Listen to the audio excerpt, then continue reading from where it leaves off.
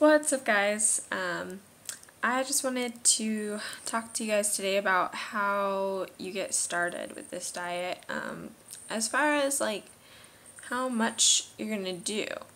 Um, Maybe you are thinking about trying it out and you just start adding recipes that you see, or like making a green smoothie every now and then, and suddenly you want more and more green smoothies. But eventually it comes to a point where people either decide to jump right in and like go raw entirely, or they just like decide to, start going half and half, or like altering to a whole foods more diet. Um, so I'm going to talk about some of the things that go along with that. Everyone is unique, and it's gonna depend not on what anyone else is doing, but on what feels right for you. So that is one thing that you have to work on when you're trying to improve your diet and eat better, is how you feel, how things are going. Just, you've got to look at things in your own head and figure out what's best for you sometimes. There's just so many options out there, so many unique ways that you can do this diet. So, like I said, for me, that was green smoothies at first, and once I started really craving them and adding more and more, it became doable for me to do a 30-day trial of raw vegan. But that's not for everyone. One of the reasons is like a social reason, where you literally cannot get over the fact that everyone around you is eating something, because maybe you're still in that stage of craving. You have a lot of the chemical in your brain asking for more or something. But trust me, you will get over that within a matter of time. I'm not going to say how soon. It's going to be different for everyone. But eventually those cravings will subside. But let's see, there's the social aspect in the way that people will give you free food. People will offer you food and ask you to accept it, and they'll be thinking that you're refusing their love if you don't accept their well-prepared food. And you may love your mother's cooking, or your friends, your spouses, whatever, but if it's really bad for you and you're going to start taking a stand and refusing, sometimes that can even help you on your journey. Because for me, it came to a point with my boyfriend, at least, where I was like, okay, it's going to be better for both of us if I just start refusing, and it helps me stick to it. Because I'm like, when I'm alone, I'm like, okay, I already like possibly hurt him subconsciously or something by refusing something that he was offering to me that was food that tasted good to him. But really it just makes me stronger, because now I'm more like, I've got to stick to this. Like, this is what I'm doing now. Like, it's about facing that. Like, maybe you're just saying, I'm going to cut out MSG foods and like meat or something. But wherever you're at, I think you can go slow into it. I think that it is doable to just start breaking off some foods, and it's also doable to just go cold turkey if you do it the right way. Let's see. Another thing that's gonna affect this process is your habits, like now, what you practice, and how you choose to do this. Like, if you actually jump in and do, and don't just think about it, you're gonna eventually start getting into good habits, and your practices will help you overcome the little kinks that you didn't know about. You had to go research something, or and pretty soon you'll eventually want to go more and more healthy, just because your habits are changing. But at first it might take you a little bit to figure out what those are going to be. I think green smoothies are a really good habit, and especially if you can get a blender that'll actually chop up your food really good, and not break. then, and you can even look at thrift stores if you think they're going to break, sanitize them or something, but green smoothies are a way to transition. If you're going to make a single change, like, I would rather you add green smoothies than cut out refined sugar. If it was one or the other, like, yes, I would love for you to cut out refined sugar. Like, when I do that, I feel so much better. And now I'm very sensitive. I know what the sugar feels like when it's like too much sugar. It's like, but at the same time, green smoothies are so healing that it'll make up for that. Like, just start drinking more green smoothies and it will make things so much easier, so much yummier. You're fuller. So if you wanted to have the most impact, I would say just start adding green smoothies, fill yourself with that, and then you'll have less room in your belly throughout the day. And I used to eat like all day, like never stopping all day.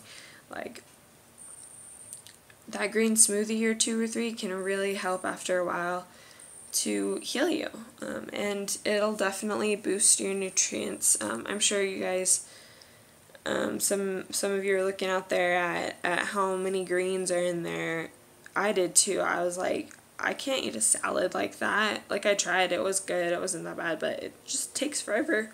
So green smoothies, that is what is going to help you, whether you're jumping right in or you just want to start eating a little bit healthier. That's the biggest thing for you.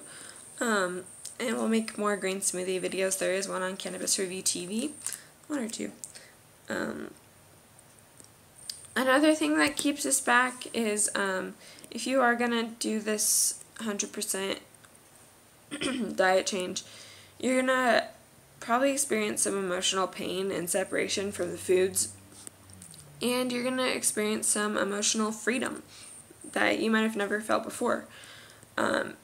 And we face a lot of things that we didn't realize we were ignoring, like about ourselves and our environments and things that we've done. Even if it's just like realizing, look at this belly that I have, like, what's in there? Why did I keep eating when I wasn't even hungry for it? Like, sometimes that can hold us back, and I didn't think it did at first for me, but it really did. Like, I felt the great feeling coming on, and I would repress it. I would just break it. I would just, eat something awful and be back on that negative path. But eventually it can be faced. Sometimes in just one session. Sometimes we just need to journal something out and leave it behind. But it's an interesting phenomenon how much your food connects with your brain, your mind, your thoughts. Like, you can really heal mental downers that you feel through eating these light, colorful, beautiful foods full of chlorophyll and health and water, and you can start making this a positive thing. I would say if you do want to jump in all the way, find yourself like some kind of like a guru or something. Like, there's lots of people out there on the internet besides me who have more material out, like lists of foods and ways that you can use those, things like that, where you can just jump in and yeah, you'll eventually find your flow. If you are honestly trying to learn, there's information out there for you. I think that's about all I wanted to say about this.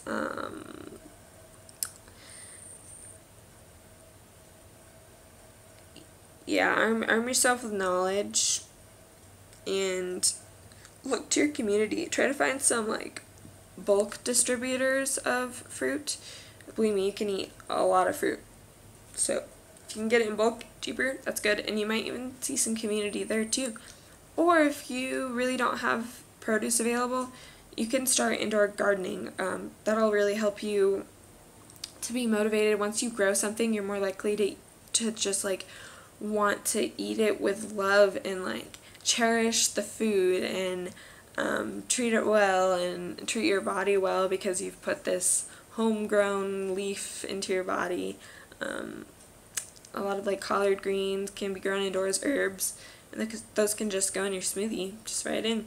And it's really nice to garden stuff sometimes. You don't need a lot of space, surprisingly, even in an apartment, like a kitchen or something you can do it, or a windowsill, and really get some good stuff out of your soil and seeds.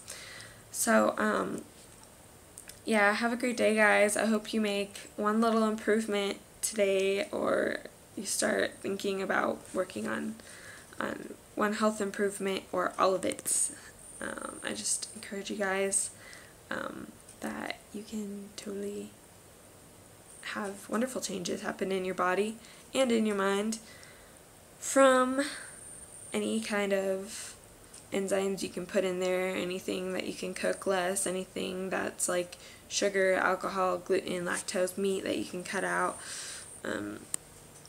and start doing colonics. I will talk about it later, but if you're really adventurous, just jump right in. You can't really hurt yourself with colonics. It's just a gentle thing, but you're putting water up your bum with a little bag, and you get rid of a lot of this stuff that your body is trying to clean out when you're eating better, and it makes the whole process a lot easier. You feel so good once you get that stuff out and into the toilet, and you really can't get it out unless you're putting water up there, and just sometimes you can rub your belly, but it's amazing how much cleaner you can run if you know how to put water in the engine. So yeah, colonics really help, and a home enema or whatever. Just water in there though, nothing else. Some people put like herbs or something. Caffeine in there is not good. But yeah, that will help you. Green smoothies and colonics. Seriously. I just want you guys to try it out, and I'll go into more detail later because you guys need some examples of what to do. And I'm going to have you guys look to sprouting and green smoothie videos and stuff. Have a lovely day. Peace.